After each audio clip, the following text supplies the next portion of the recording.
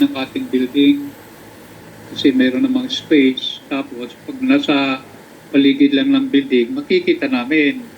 Walang pwedeng magnakaw kasi makikita namin na pagtanaw sa sa bintana. So okay, nagtrip kami, maraming papaya.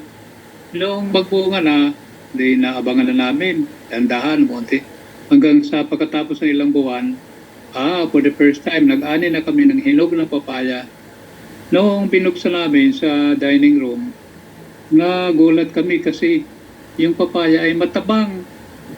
Sabi namin, uy, sugar-free na papaya para sa mga diabetics. Nagtataka kami, bakit ang tabang ng papaya? Mayroong isang magsasaka, nagsabi sa amin, Father, yung lupa sa paligid ng inyong building ay mababaw lang.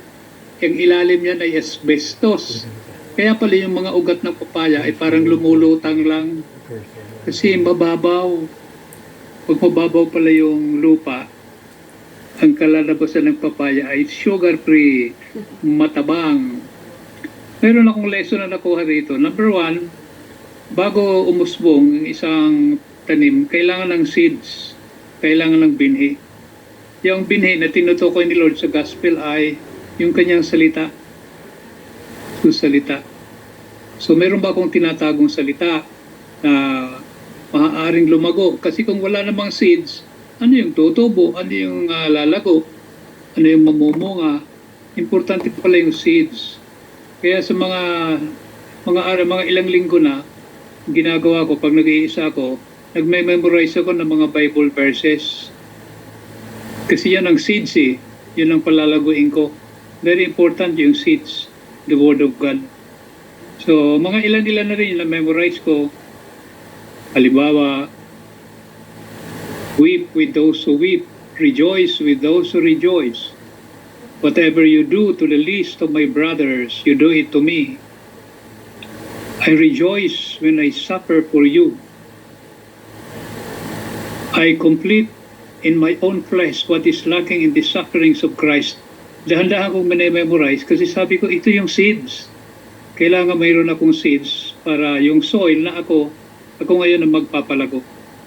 Na hindi ko tutularan yung mga papaya na hindi ko alam, mababaw lang pala yung lupa.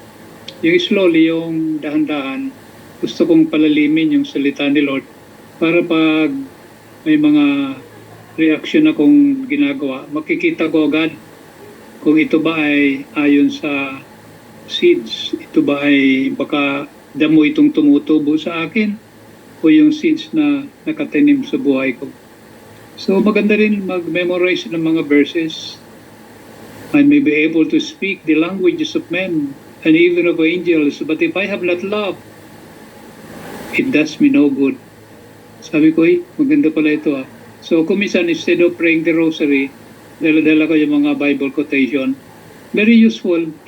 Very useful. At least ang seeds andyan na pwedeng lumago sa buhay ko. End of sharing.